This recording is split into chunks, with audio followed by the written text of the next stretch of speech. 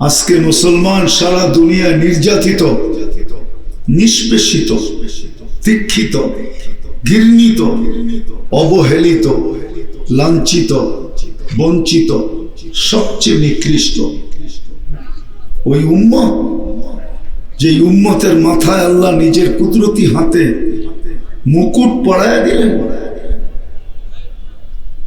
বানাইছেন বহুত আগে, কিন্তু ১৬ লক্ষ উম্মতের ভিতরে কারো মাথায় পড়ান নাই। চাই সে কলিমুল্লাহর উম্মত হোক, কালিমুল্লাহর উম্মত হোক, চাই সে রুহুল্লাহর উম্মত হোক, মুসা আলাইহিস সালামের উম্মত হোক আর ঈসা আলাইহিস সালামের উম্মত হোক, চাই সেটা খলিলুল্লাহর উম্মত হোক, কারো মাথায় পড়ান নাই। আদম আলাইহিস সালামের উম্মতের মাথায় পড়ান নাই, আপনার আমার মাথায় পড়ায় দিয়েছেন।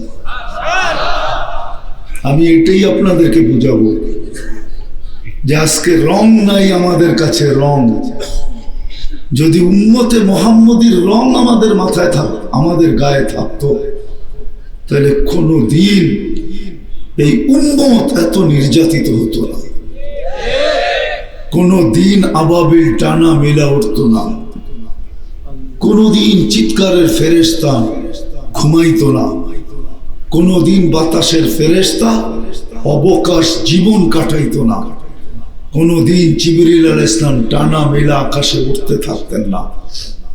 ৬০০ ডানা কোন কাজে লাগাবে?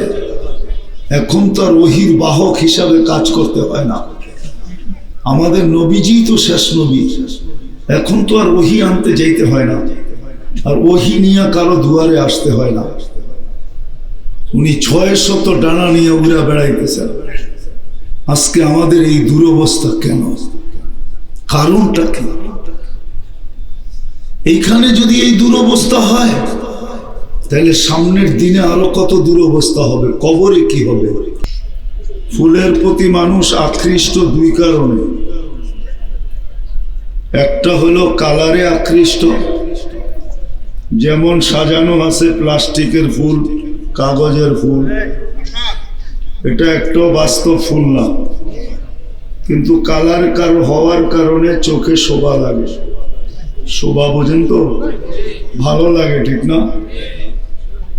আরেকটা যদি ঘ্রাণ থাকতো, তাইলে মনে হয় সোনায় সোহাগা হতো, ঠিক না? ফুলের দিকে মানুষ আকৃষ্ট হয় দুই কারণে। একটা কালারের কারণে, কালার যখন রং থাকে তখন আকৃষ্ট হয়। এটা আপনারা বুঝবেন না, যুবকরা খুব ভালো বোঝে বয়স্ক মানুষের চেয়ে, কেননা সারা বছর দরকার না হলেও 14 তারিখে দরকার হয়। এই জন্য ওরা খুব ভালো বোঝে যে ফুলের দিকে আকৃষ্ট কিভাবে মানুষ হয়। এটা কালারে হয়, রঙে, আরেকটা হলো ঘ্রাণে। ঠিক যেই আল্লাহ আমাদেরকে উম্মতে মুহাম্মদী বানাইলেন, আমরা সদিচ্ছায় কিন্তু উম্মতে মুহাম্মদী না, যদিও আমরা আমাদের পরিচয় জানি না, দুনিয়াবি পরিচয় জানি, এটা লিখতেও ভালোবাসি, বলতেও ভালোবাসি, আবার টাকা খরচ করে ভিজিটিং কার্ড বানাইতেও ভালোবাসি, কিন্তু উম্মতে মুহাম্মদীর পরিচয় আমরা জানি না যে এটা কত বড় পরিচয়। এটা যদি বিশাল পরিচয় না হইতো, তাহলে আল্লাহ এটার জন্য কোনোদিন কুদরত দ্বারা মুকুট বানাইতেন না। মুকুট, মুকুট চিনেন? আরে মুকুট চিনেন? কি মাথায় দেয় তাজ, ঠিক না? এটাকে মুকুটও বলে। তাহলে আল্লাহ কুদরত দ্বারা মুকুট বানাইতেন না, তাজ বানাইতেন না, আর বানায়া আমাদের প্রত্যেকের মাথায় সাজাইতেন না। আল্লাহ কুদরত দিয়া বানাইছেন, আমাদের মাথাগুলাতে এটাকে কুদরত দিয়া সাজাইছেন। কুনতুম খায়রা উম্মাহ, এটা কোনো আয়াত না, এটা একটা মুকুট। বিশ্বাস হয় না? না হুজুরদের মনে হয় না। এটা একটা মুকুট। কুনতুম খায়রা উম্মাহ, তোমাদের চেয়ে উত্তম কোনো উম্মত নাই। এটা ভালোবাসার প্রতীক, এটা একটা মুকুট, এটা একটা তাজ আমাদের মাথায় আল্লাহ বসায় দিয়েছেন। তো বোঝাইতেছিলাম ফুলের প্রতি মানুষ আকৃষ্ট হয় রং দিয়া অথবা ঘ্রাণ দিয়া, রঙের কারণে বা ঘ্রাণের কারণে। দিনী কথা যদি শর্ত নামাই না, দিনী কথা যদি ওইভাবে শোনা, যেইভাবে শোনার দরকার না শুনলাম, আমাদের ভিতরে রং আসবে না। রং উম্মত হওয়ার একটা রং আছে, রং। আজকে উম্মত বটে কিন্তু রং নাই। যেমন ফুল আছে কিন্তু উলামা বলে কবি বুয়া নেহি সকতি কে কাগজ কে ফুলোं से, ফুল কিন্তু ঘ্রাণ নাই, ঠিক না? ফুল ঘ্রাণ। আমরা উম্মত কিন্তু ভিতরে রং নাই, রং। যার কারণে আজকে উম্মত সারা দুনিয়া নির্যাতিত।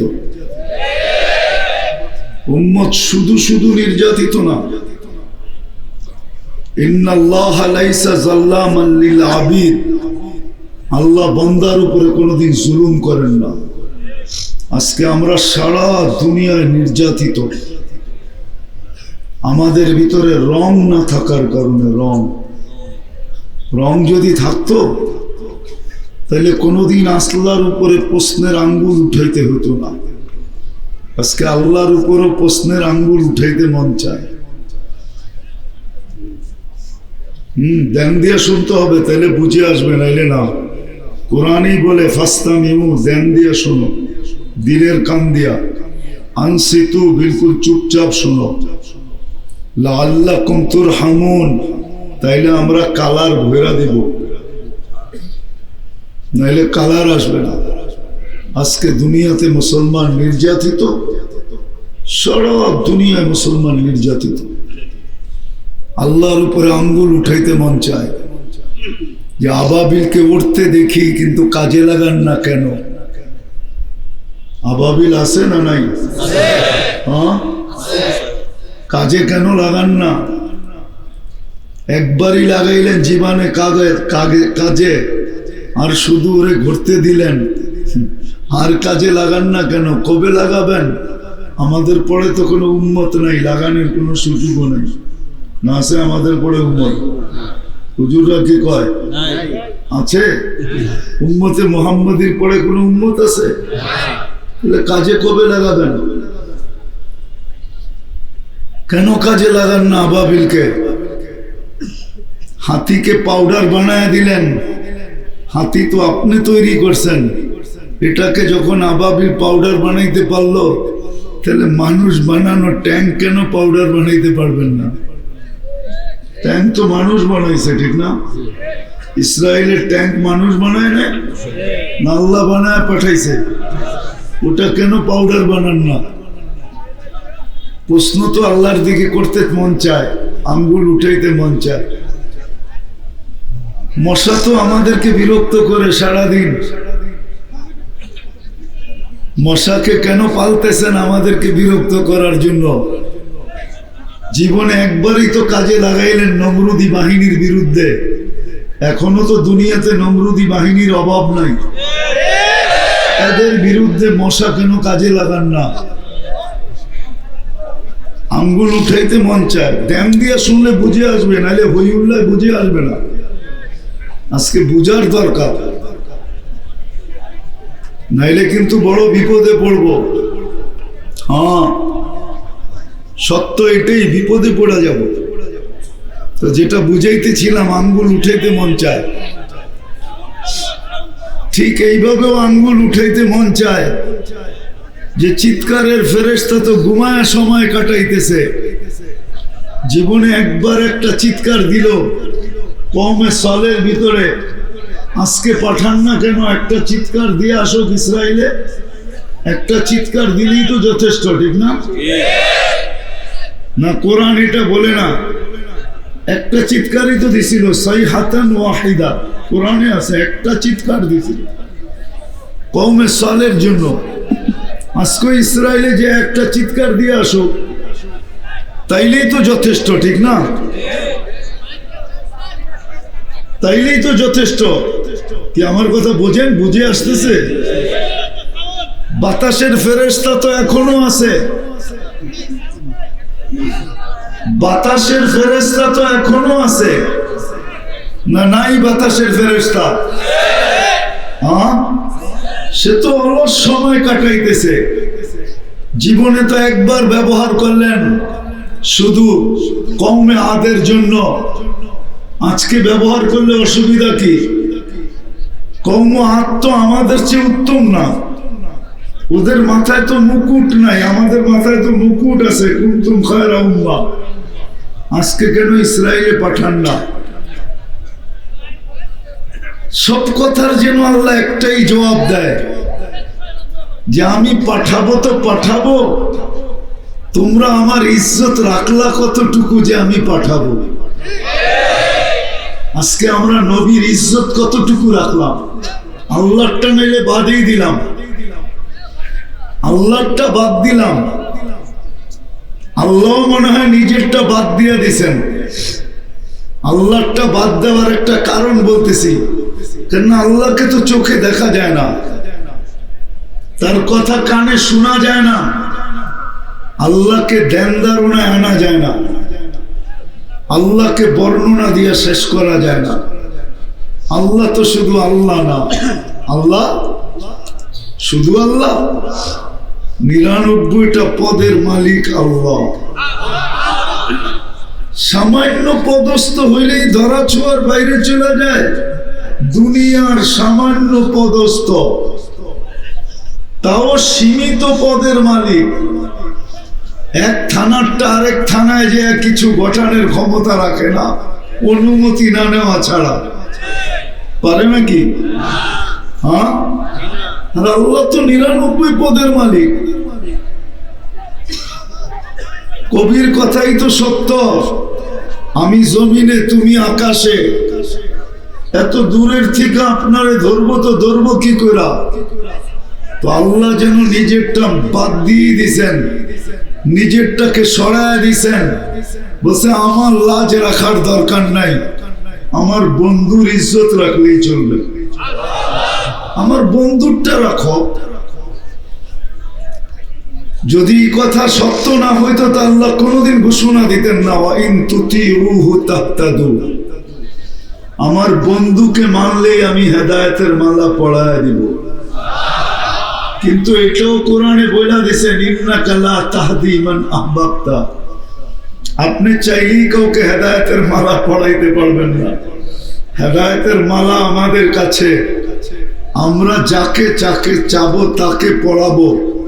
আপনি চাইলেই পড়াইতে পারবেন না। যদি এটা চাইলেই পারতেন তাহলে বেলালের কথা সত্য হতো। হাসতে হাসতে বলতেছিলেন না যে হেদায়েত যদি আপনার হাতে হইতো ইয়া রাসূলুল্লাহ, তাইলে আমি বেলালের সিরিয়াল মনে হয় জীবনে আসতো না। কেননা আপনি তো প্রথম বনি হাশেমকে হেদায়েত দিতেন, তারপরে কুরাইশ, তারপরে মক্কা, তারপরে আরব ভূখণ্ড। আমি তো হইলাম সেই ইথিওপিয়ার বেলাল। আমার সিরিয়াল কবে আসতো আল্লাহই জানে। কিন্তু হেদায়েতের মালা আল্লাহর হাতে বিদায় আমাকে 7 নম্বরে পড়ায়া দিছে। জালানি সাবাতু সাবিয়া, আমাকে 7 নম্বরে হেদায়েতের মালা পড়ায়া দিছে। তাহলে বোঝা গেল আল্লাহ বলতে চাইতেছেন আমার বন্ধুর ইজ্জত রাখো, আমি তোমাদের গলায় হেদায়েতের মালা পড়ায় দিব। নিজেরটা সরায় নিয়ে গেছেন। আজকে মুসলমান সারা দুনিয়া নির্যাতিত, নিষ্পেষিত, দীক্ষিত, ঘৃণিত, অবহেলিত, লাঞ্ছিত, বঞ্চিত, সবচেয়ে নিকৃষ্ট ওই উম্মত, যে উম্মতের মাথায় আল্লাহ নিজের কুদরতি হাতে মুকুট পরায়া দিলেন। বানাইছেন বহুত আগে, কিন্তু ১.৫ লক্ষ উম্মতের ভিতরে কারো মাথায় পড়ান নাই। চাই সে কলিমুল্লাহর উম্মত হোক, কালিমুল্লাহর উম্মত হোক, চাই সে রুহুল্লাহর উম্মত হোক, মুসা আলাইহিস সালামের উম্মত হোক আর ঈসা আলাইহিস সালামের উম্মত হোক, চাই সেটা খলিলুল্লাহর উম্মত হোক, কারো মাথায় পড়ান নাই। আদম আলাইহিস সালামের উম্মতের মাথায় পড়ান নাই, আপনার আমার মাথায় পড়ায় দিয়েছেন। আমি এটাই আপনাদেরকে বুঝাবো যে আজকে রং নাই আমাদের কাছে। রং, যদি উম্মতে মুহাম্মদীর রং আমাদের মাথায় থাকতো, আমাদের গায়ে থাকতো, তাহলে কোনো দিন এই উম্মত এত নির্যাতিত হতো না, কোনো দিন আবাবিল টানা মেলা উঠতো না, কোনদিন চিৎকারের ফেরেশতা ঘুমাইতো না, কোনদিন বাতাসের ফেরেশতা অবকাশ জীবন কাটাইতো না, কোনদিন জিবরিল আলাইহিস সালাম ডানা মেলা আকাশে উঠতে থাকতেন না। ৬০০ ডানা কোন কাজে লাগাবে? এখন তো আর ওহির বাহক হিসাবে কাজ করতে হয় না। আমাদের নবীজি তো শেষ নবী, এখন তো আর ওহি আনতে যাইতে হয় না, আর ওহি নিয়ে কারো দুয়ারে আসতে হয় না। উনি ৬০০ ডানা নিয়ে উড়া বেড়াইতেছেন। আজকে আমাদের এই দুরবস্থা কেন? কারণটা কি? এইখানে যদি এই দুরবস্থা হয়, তাহলে সামনের দিনে আরো কত দুরবস্থা হবে, কবরে কি হবে?